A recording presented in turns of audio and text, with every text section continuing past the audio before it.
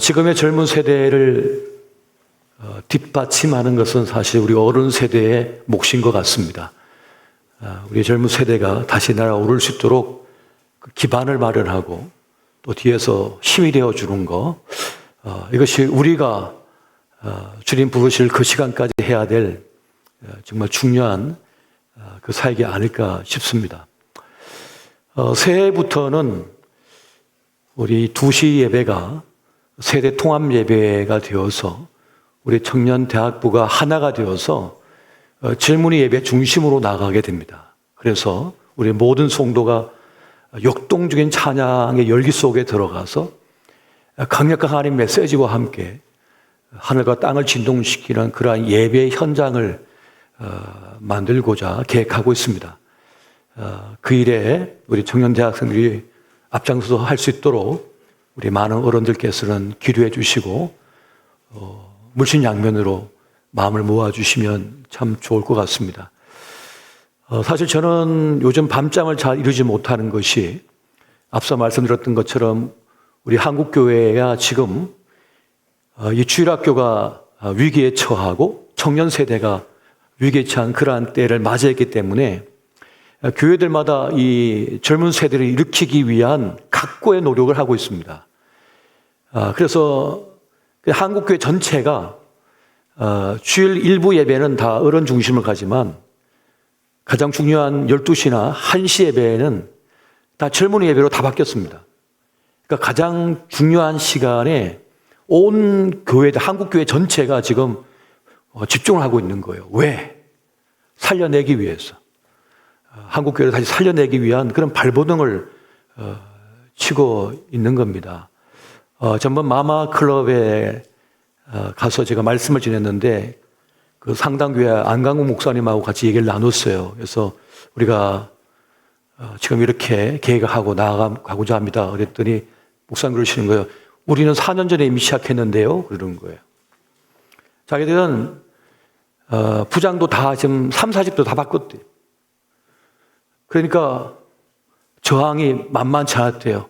권사님 한 분이 난 30년 동안 교사하면서 내가 끌어안고 가야 되는데 이거를 빼앗아 가려고 하냐고.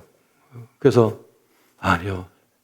훌륭하십니다만 다음 세대를 살리기 위해서는 이제 10대 아이들하고 60대 후반 권사님하고 어떻게 맞냐고 이게 코드가.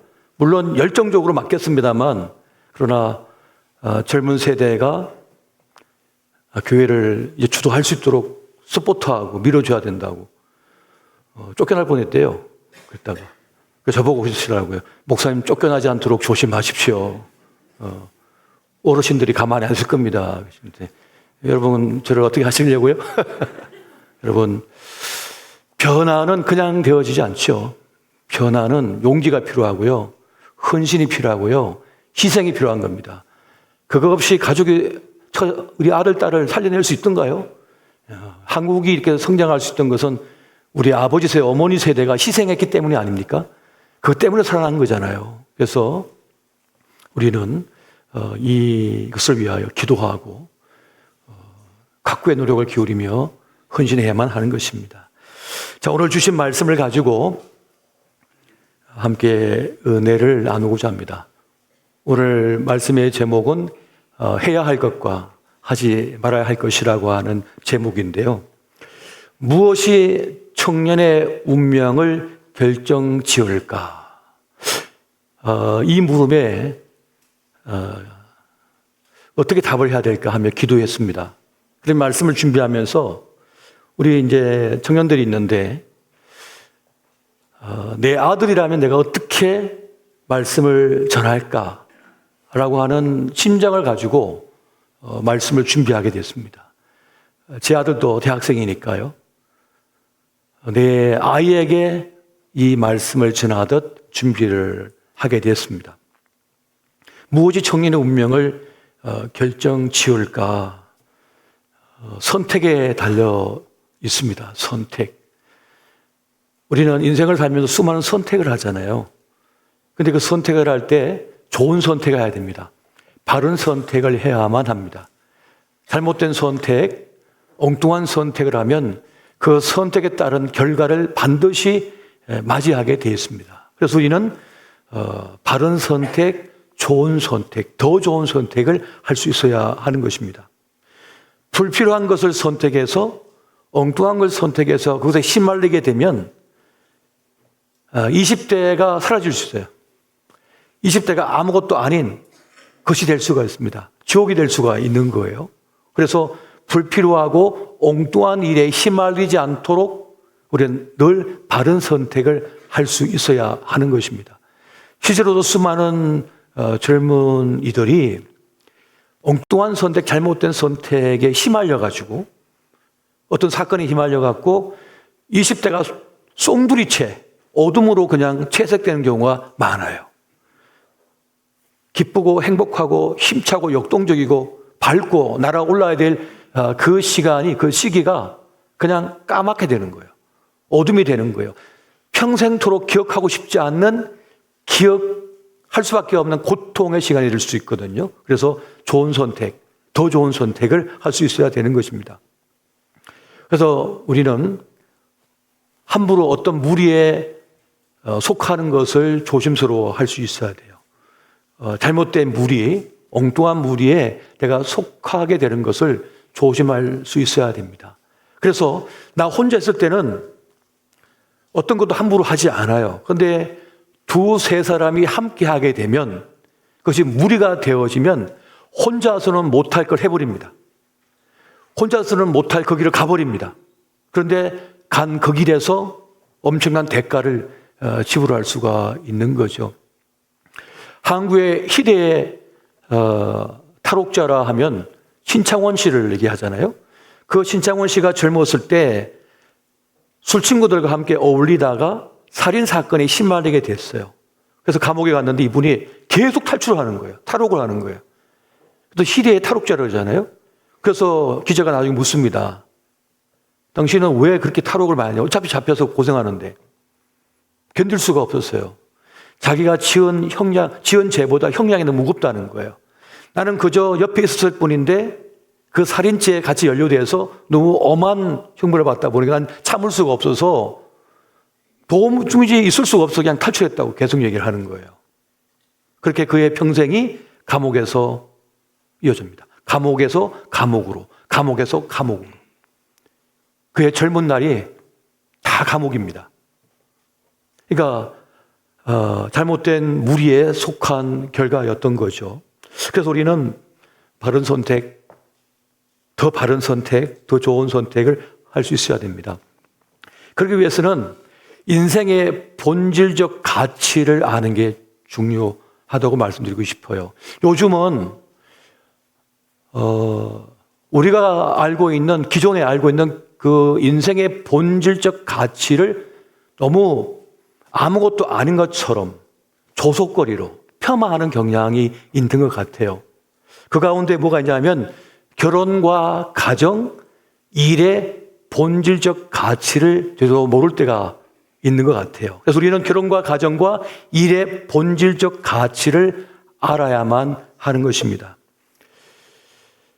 결혼과 가정, 일의 본질적 가치를 알면 올바른 선택을 할 수 있겠죠. 결혼이라고 하는 제도를 요즘은 특히 젊은 세대는 폄하하는 경향이 있어요. 결혼 그걸 왜 해? 불편한 걸 왜 해? 왜 고생하는 걸 왜 해? 나는 솔로로 평생 있을 거야. 라고 하는 생각을 많이 가지고 결혼한다 그러면 아유 옛날 사람 이렇게 얘기하는 경향이 있어요. 우리 청년들도 그렇게 생각할 수 있겠습니다만 잘 들어보세요. 결혼이라고 하는 제도는 남녀의 결속을 위한 겁니다. 하나로 묶기 위한 것입니다. 남녀가 늘 언제나 같이 잘 붙어 다닐 수 있을 것 같으면 결혼이라고 하는 제도가 필요 없어요. 그런데 남녀는 같이 하기가 쉽지가 않아요. 조금만 갈등과 문제가 생겨도 그냥 헤어져 버려요. 그런데 결혼이라고 하는 제도는 남녀를 서약이라고 하는 과정을 통해서, 선언을 통해서 하나로 결속시켜 버립니다. 그걸 묶어 버리는 거예요. 그래서 결혼의 핵심은 뭐냐면 서약입니다. 늘 말씀드립니다만은 결혼의 핵심은 서약하기 위한 거예요.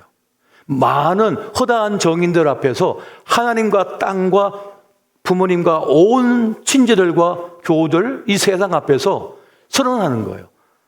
서약하는 겁니다. 우리는 이제 하나가 되었어요. 우리 같이 가는 거예요.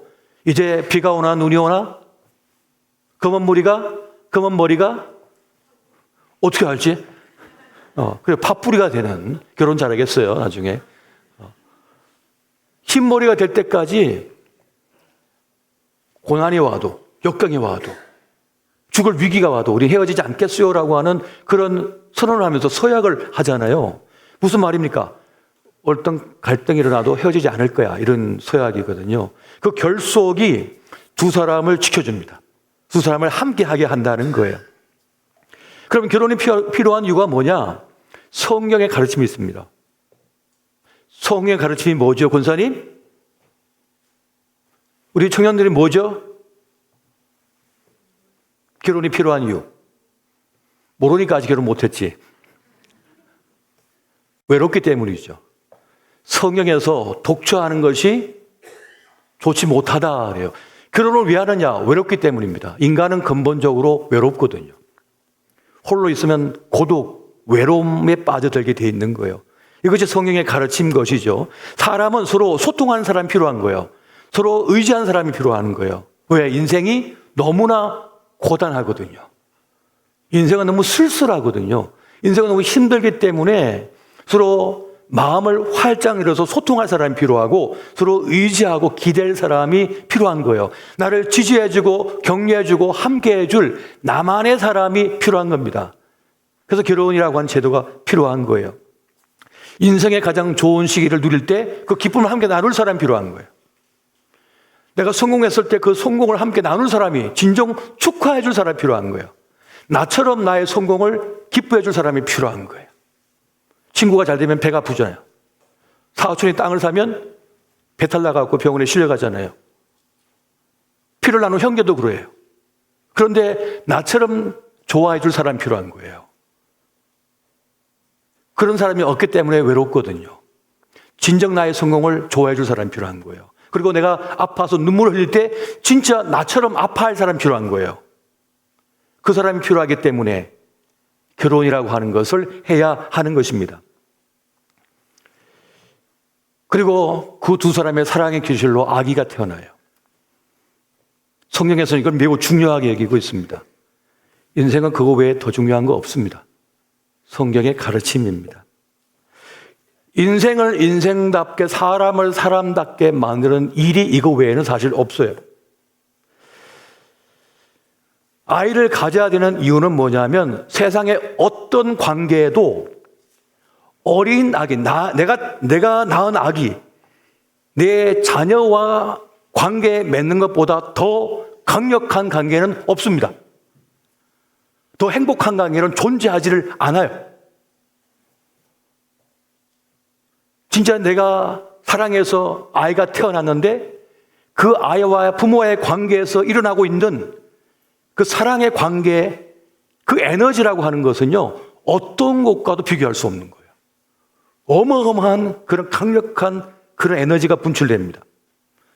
아기는요, 조그만이라도 막 열광을 하면서 막 웃고 좋아서 어쩔 줄 몰라요. 티 없이 맑게 웃어줘요. 아기가 이제 아빠가 퇴근해가지고 아빠 와다 하고 문을 열잖아요. 그러면 저 이제 그런 말 시작한 애가 막 이렇게 그러면서 이렇게 아빠한테 안기어오는 거예요. 뭐 해준 것도 없는데 그냥 왔다고 막 반가워서 안아주고 난리가 나고 뽀뽀하고 난리가 나요. 그저 안기고자 하죠. 이런 열광적인 환영을 어디서 받냐고요. 다 돈을 줘야 하는 거잖아요. 돈을 줘야만 춤춰주고 이러잖아요, 세상은. 그런데 이 아기만큼은 무조건 내가 좋대. 내가 못된 사람이라도, 세상에서 못된 아빠라도 이 아기는 무조건 좋아해 주는 거예요. 이런 관계를 어디서 찾을 수 있냐고요. 이런 관계를 결혼을 통해서, 아기를 가짐을 통해서 누릴 수가 되어지는 것입니다. 그리고 맹목적이고 상상할 수 없는 친밀한 관계를 아기가 원하는 거예요. 아빠가 누워있는데 아이가 막 기어 올라와가지고, 배 위에 올라와가지고 막 얼굴 비비고 뽀뽀하고 몸을 비비고 난리가 났어요. 그 열광적인 그 사랑, 그 스킨십, 그 함께 하고 싶어 하는 그 모습. 엄마가 우니까 애도 같이 울어요. 엉엉엉 하고 울어. 누가 울어주냐고요, 세상에. 그 관계가 있는 거예요. 아이가 곁에 있는 것만으로도 부모는 행복한 거예요. 이 아기가 함께 하는 것만으로도 즐거운 거예요. 놀라운 일이죠. 그것은 어떤 곳에서도 얻을 수 없는 그런 축복인 것입니다. 그런데 세상은 결혼을 폄하하고 있습니다. 결혼을 헛것이라고 얘기합니다. 누가요? 연예인들이. 살아보니까 별거 아니야 하고 얘기하고 돌아온 싱글이라고 자랑하고 다니잖아요. 결혼, 이혼해도 괜찮아. 혼자도 괜찮아. 행복해. 거짓말입니다. TV 나오니까 그렇게 하고 있는 거예요. 결혼은 인생의 3분의 1입니다. 자녀가 3분의 1이고 나머지 일이 3분의 1이라고 그러잖아요. 이 세 가지 삼박자가 다 가진 사람이 행복한 사람입니다. 다 소유한 사람인 거예요. 거기서 하나라도 빠지면 다시 힘든 겁니다. 인생이. 중요한 거예요. 이것이. 물론 특별한 사람들이 있습니다. 우리가 성경에도 복음 전도자 중에는 목숨 걸고 주님께서 부여하신 소명이 있기 때문에 죽음으로 가야 하기 때문에 결혼하지 않은 분도 있습니다만 예술가 중에도 있고요. 그런 거 예외를 두고는 결혼이라고 하는 것은 우리에게 정말 필요한 것입니다. 그러면 결혼 대상자는 어떤 사람을 찾으면 좋을까요? 여러분 잘 들어보세요. 제가 내 아들이 지금 앞에 있다고 생각하고 좀 얘기해 주는 거예요. 그럼 어떤 대상자를 찾아야 되느냐? 오늘 오전 설교도 잠깐 말씀드렸습니다만 매력을 느끼는 사람이 되어야 해요. 그 사람에게 매력을 느껴야 돼요. 그 사람의 웃는 모습이 너무 매력적인 거예요. 그의 미소가 너무 아름다운 거예요. 그의 피부톤이 너무 예쁜 거예요. 그의 걸음걸이가 너무나 매력적인 거야. 뭔가 매력적인 걸 느껴야 돼. 부부는 서로가. 그리고 또 한 가지 뭐냐면 신뢰함. 그 사람을 믿는 거예요. 그에게 신뢰를 주고 신뢰를 받는 거죠. 그리고 가치관이에요. 그가 세상을 바라보는 그 방식, 생각이 나와 유사해야 돼요. 그렇지 않으면 끝없이 갈등을 하게 돼요. 똑같은 걸 보고도 갈등을 합니다. 예배 한 시간 드리는 거 가지고도 갈등을 빚을 수 있어요. 커피 한 잔 가지고도 갈등을 빚을 수가 있고요. 명절날 시댁 가냐, 처가 가냐, 그거 가지고도 싸울 수가 있어요. 가치관이 틀리면, 생각이 틀리면 말이죠. 두 사람은 서로에게 진실해야 되거든요. 삶을 함께 헤쳐나갈 사람이기 때문에 그렇습니다. 내 인생의 서사, 내 인생 이야기를 함께 써내려갈 사람이기 때문에 매력을 느껴야 되고, 그리고 신뢰할 수 있는 사람, 믿을 수 있는 사람, 진실에 반할 수 있는 사람이 되어야 되고요. 그리고 가치관이 비슷한 사람이 되어야 하는 것입니다. 두 사람은 서로 내 여자친구는 좋은 엄마가 될 것 같아. 내 남자친구는 좋은 아빠가 될 것 같아. 라고 하는 마음이 들어야 돼요. 그런 생각을 가져야 돼요. 그냥 내 남자친구로만 끝나는 게 아니라 장차 우리가 아기를 낳으면 그 아기의 좋은 엄마가 될 것 같아. 좋은 아빠가 될 것 같은 사람을 만나야 된다는 거예요. 이게 중요한 것입니다. 맞죠, 권사님들? 아니에요? 맞아요. 아기를 낳는 걸 좋아할 여자를 만나야 돼요. 아기를 좋아할 남자를 만나야 돼요. 그걸 기뻐한 사람 만나야 된다고요. 아기를 짐처럼 생각한다면 노. 그 사랑의 결실로서 아기를 낳아 기르는 것을 기대하고 기뻐할 사람을 만나야 됩니다. 여러분 앞서 말씀드렸습니다마는 두 사람은 신뢰 관계잖아요. 그러니까 진실을 말할 수 있어야 돼요. 그런데 여러분 우리가 인생을 살면서 진실을 말하기가 쉬운가요? 내 실수를, 내 멍청한 선택을 말해도 괜찮은 사람이 있을까요? 그런데 부부는 있습니다. 내 실수를 말해도 괜찮은 사람이 있어야 되는 거예요. 내 부족함을 내놔도 괜찮은 사람이 있어야 되는 거예요. 이 세상 살면서 딱 한 사람은 있어야 되는 거예요. 내 허점을 보여도 괜찮은 사람이 있어야 되는 거예요. 내 부족함을 내보여도 괜찮은 사람, 그걸 괜찮다고 얘기해주고 그걸 막아준 사람이 필요하다고요. 그동안 엄마 아빠가 했잖아요. 이제는 배우자가 하는 거죠. 내 남편이 내 아내가 그걸 해줘야 되는 거예요. 반드시 두 사람은 진실해야 합니다. 끔찍한 과거, 나약하고 부끄럽고 추한 온갖 것, 이것을 우리는 내면에 많이 가지고 있거든요. 그것이 나를 힘들게 합니다. 그런데 그것을 조금이나마 내놔도 괜찮은 사람이 필요한 거예요. 그 사람이 배우자인 겁니다.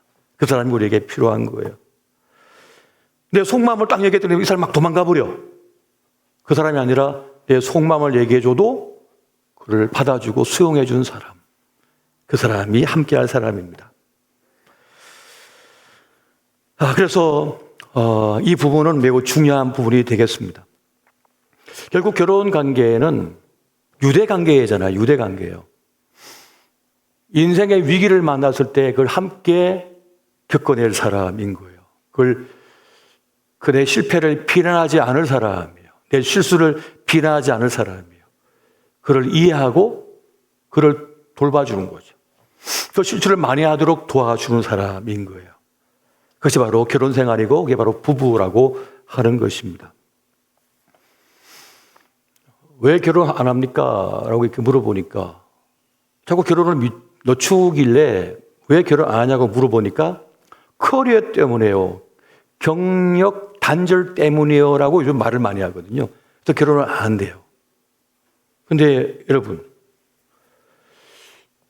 내 커리어가 손상을 받고 경력 단절되는 게 그렇게 무섭다고 여기는 세상을 살아가고 있는데, 그런데 사실은 동서양을 막론하고 평균 100%라면 거기서 당신 인생 가장 행복한 것은 어디서 옵니까? 물어보면요, 75% 이상의 모두가 가족에서 와요. 가족 관계에서 행복하다고 다 얘기한대요. 커리어가 아니에요. 실제로 그 설문조사 해보면 동서양을 막론하고, 그런데 사회는 자꾸 경력 단절이 제일 문제라고 얘기하고 그 경력 쌓는 게 최고 행복한 일이라고 자꾸 얘기하는데, 근데 설문조사 결과는 그게 아닌 거예요. 여러분, 경력이라고 하는 거, 커리어라고 하는 게 뭐예요? 결국 노동이잖아요. 결국 일인 거예요. 남이 하기 싫은 걸 해주고 돈 받는 게 경력이에요. 커리어예요, 사실은. 그게 그렇게 행복한 거 아니에요, 사실은. 속지 말아야 됩니다. 내가 노동을 하고 대가로 받는 게 그게 커리어예요. 그게 경력인 거잖아요. 어떤 직업이든지 그냥 놀고 먹는 거 있습니까? 사실은 어마어마하게 고생하고 받는 거예요. 그 대가로 받는 거예요. 그것이 우리 삶이라고요. 근데 그것이 마치 전부인 양 착각해서는 절대로 안 된다는 거예요. 나중에 커리어 많이 쌓아가지고 땅을 엄청 많이 가졌는데 혼자 쓸쓸히 죽어가요. 뭔 소용이에요? 소주 한 잔씩 하면서 죽어가는 게? 이제 나이 들면 여행도 못 가요. 몸이 아파가지고. 버스 타고도 못 갑니다. 그러면서 난 땅이 많아. 난 아파트가 100채 있어. 1000채 있어. 그게 무슨 소용이에요? 그걸 줄 사람도 없고 혼자 쓸쓸히. 그렇다고 많이 먹는 것도 아니에요. 아파트 1000채 가지고 있다고 해서 여러분 하루에 10끼 먹는 사람이 있어요? 한 끼도 제대로 못 먹어요. 나중에는 소화를 못 시켜가지고. 그것도 채소만 먹습니다. 나이 들면. 제대로 죽만 먹지. 그런데 커리어가 무슨 소용이냐고요. 그런데 우리는 세상의 말에 속아가지고 하나님께서 우리에게 주신 정말 소중한 것들을 그냥 낭비하고 있어요. 허비하고 있고 놓쳐버리고 있는 거예요. 엉뚱한 선택을 했기 때문에, 잘못된 선택을 했기 때문에, 그들의 말이 맞다고 생각했어. 여러분, 우리는 이 성경의 진리라고 하는 것을 알고 이 성경이 말하고 있는 말을 진짜 알아야 됩니다. 저는 성경의 진리라고 하는 사실을 깨닫는 이후 지금까지 성경의 말씀을 진짜 진리로 알고 그 말씀대로 순종하고 전하고 살고 있어요. 다른 어떤 말도, 철학적인 말도 감히 갖다 댈 수 없어요. 이 바이블 성경의 말씀은 진리이기 때문에 말이에요. 여러분, 돈이 전부라고 하고 경력이 전부라고 인기가 전부, 명예가 전부라고 하는데 다 거짓말입니다. 사람 관계가 제일 중요한 거예요. 그게 제일 중요한 거예요. 앞서 말씀드렸습니다만 이 커리어, 직업, 또 직업은 그냥 일하고 돈을 받는 거예요. 그냥 그렇게 생각하면 되는 거예요. 너무 큰 의미를 부여하지 마세요. 우리 삶에는요, 정말 소중하고 소중한 사람이 필요합니다. 나를 진짜 아껴주는 사람이 필요해요. 진짜 나를 위해주는 사람이 필요해요. 진짜 나를 소중히 여기는 사람이 필요해요. 우리에게는요. 내가 어떤 고민을 얘기하고 아픔을 얘기했을 때 그걸 진짜 받아주고 진짜 안타까워해 준 사람이 필요한 거예요. 그 관계가 진짜인 거예요. 그게 내 인생의 자산인 거예요. 가장 소중한 거예요.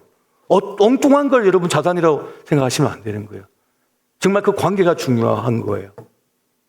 평생을 함께 할 사람, 희노애락을 함께 겪을 사람, 그리고 겪은 그 사람, 그리고 그 열매로서 자녀가 있는 것. 정말 행복한 일인 것입니다. 요즘 여성 운동을 하는 분들이 결혼이라고 하는 제도는 가부장적인 제도에서 일어난 악법이다 이렇게 얘기한, 악한 제도다 이렇게 주장하는 분들이 계셔요. 물론 그런 생각하는 분도 있겠지만은, 그러나 성경적으로 보면 그것은 잔인한 거짓말입니다. 사람을 불행에 빠뜨리는 거예요. 외톨이가 되게 만드는 거죠. 앞서 말씀드렸습니다마는, 오전 예배 때 말씀드렸습니다마는, 여러분, 일이 많아서 바쁜 거는요, 불행한 겁니다. 바쁨은 나쁨이란 말이 있는 거거든요. 성경에 수많은 영적 지도자가 등장하고 있는데 그들은 모두 가정교육에 다 실패했습니다. 그 이유는 뭔지 아세요? 기도가 부족했어요? 아니요, 기도 많이 했어요. 사역을 열심히 했습니다. 하나님 말씀 많이 전했습니다. 바빠서 자녀를 양육하지 못했어요. 곁에서 함께 있어주지 못한 거예요. 함께 있어주지 못한 거예요. 너무 바빠서, 너무 일이 많아서, 일이 너무 잘 돼, 돈이 너무 잘 벌려서 함께 있어주지 못한 거예요. 부부가 돈이 잘 벌어서 함께 하지 못하잖아요. 그러면 얼마 가지 않아서 깨어집니다. 부모 자식 간에도 같이 오래 있어주지 않으면, 오랜 시간 함께 하지 않으면 대분대분해집니다. 더분더분해져요, 마음이. 부자 간에도 멀어요, 마음이. 몸은 같이 있어도 마음이 멀어요. 정말 안 좋은 거예요. 그런데 여러분, 최고의 자리에 오를수록, 고수익을 거두는 경영자가 될수록, 어떤 직급에서 최고 레벨에 올라갈수록 놀고 먹는 것 같죠? 그런 거는 없습니다.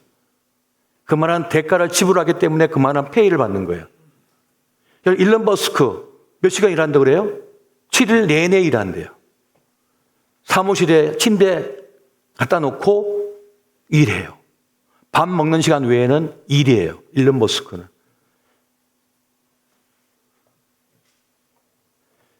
최고 경영진에 오른 사람, 진짜 성실하게 일하는 그들은 수많은 직원을 책임져야 하잖아요. 그리고 그 회사의 운명을 쥐고 있잖아요. 그렇기 때문에 쉴 수가 없는 거예요. 자기 가정을 포기해야 됩니다. 책임의 무게를, 대가를 지불하고 있는 거죠. 죽을 만큼 일을 하며 삽니다. 자녀를 돌볼 겨를이 없어요. 특히 신앙적으로 우리 아이들을 바쁘면 돌볼 겨를이 없습니다. 그 아기를 끌고 다니면서 함께 해야 되는데 그럴 시간이 없었던 거예요. 그래서 저도 이제 50대 중반이니까 제가 한참 신학하고 이제 목회를 배울 때는 가정은 희생하는 거라고 배웠어요.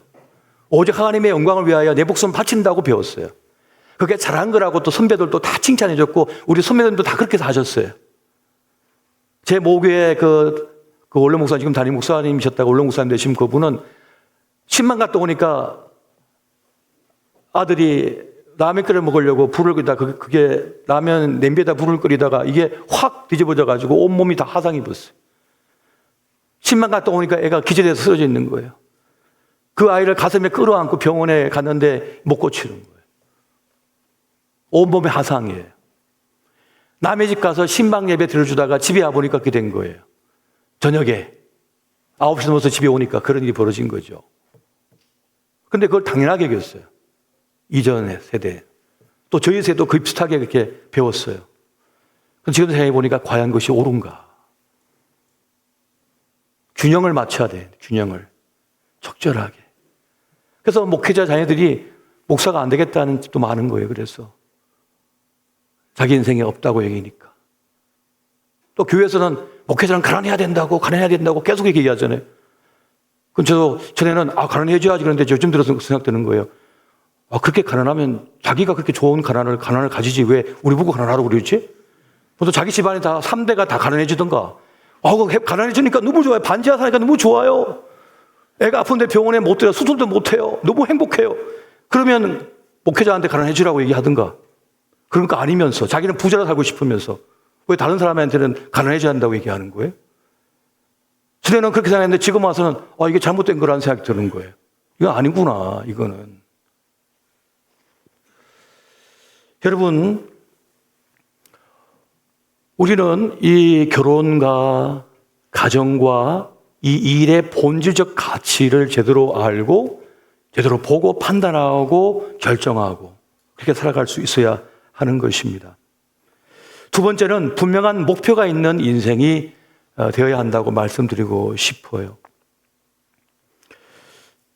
오전 예배 잠깐 말씀드렸었는데 사람은 어떤 목표가 생기려면요 동기부여가 돼야 되거든요. 동기부여가 되어야만 공부를 하게 되는 겁니다. 동기부여가 돼야지 신앙생활을 하는 거예요. 동기부여가 안 돼서 예배를 안 드리는 거예요. 동기부여가 돼야 예배 드리고 싶은 마음이 막 생기거든요. 저는 10대 때 아버지가 교회 가면 막 방해를 했어요. 못 가게 막았어요.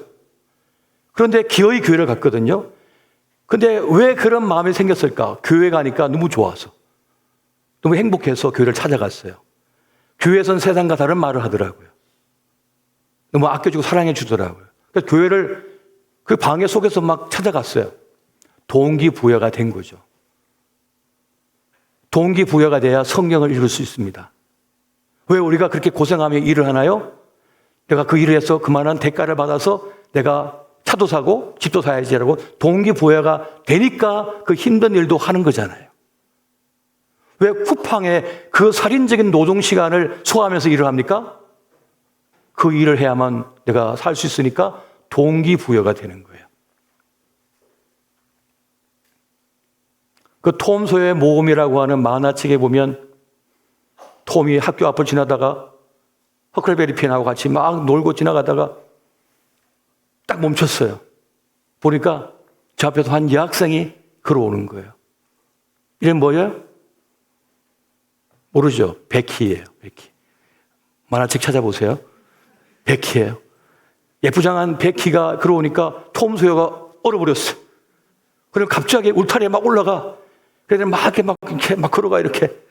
그리고 날 봐라 하면서 막 걸어가는 거예요. 베키가 쳐다봐요.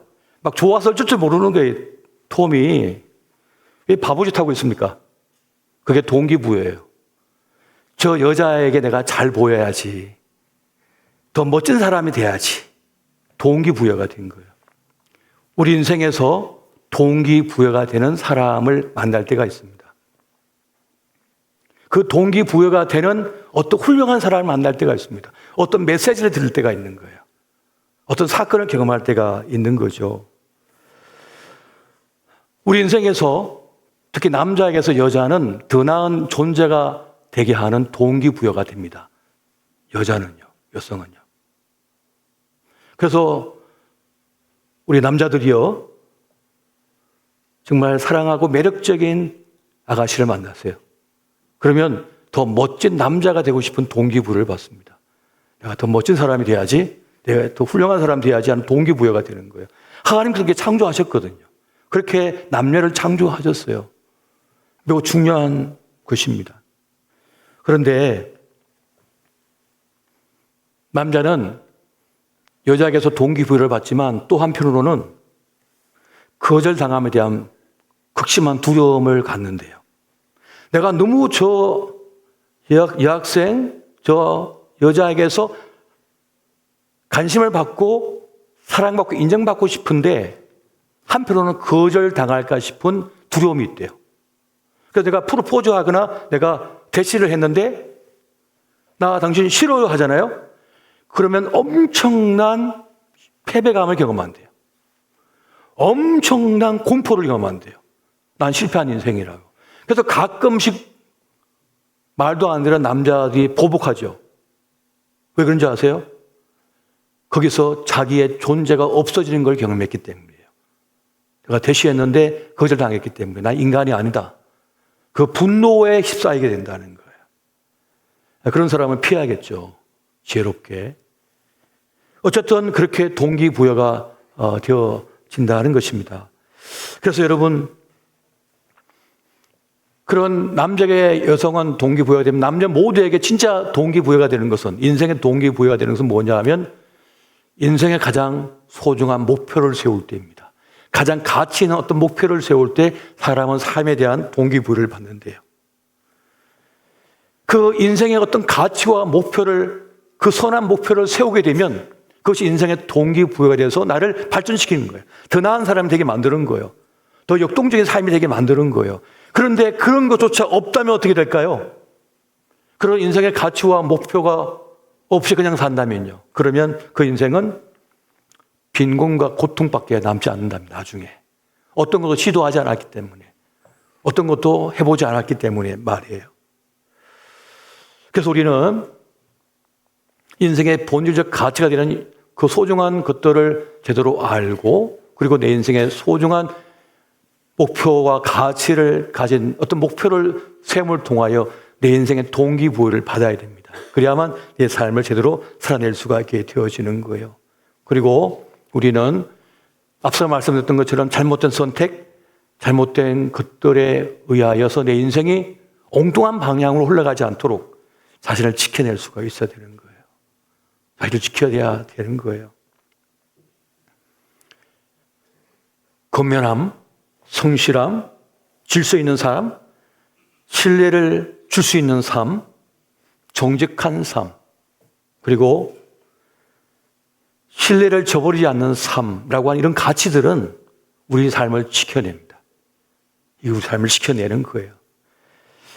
그렇게 우리 대학 청년들이 나에게 주어진 생애 시간 동안 내가 마땅히 해야 하고 선택하고 나갈 그 방향과 하지 말아야 될 것을 알고 그렇게 멋진 삶을 걸어가시기를 예수 이름으로 축원드립니다.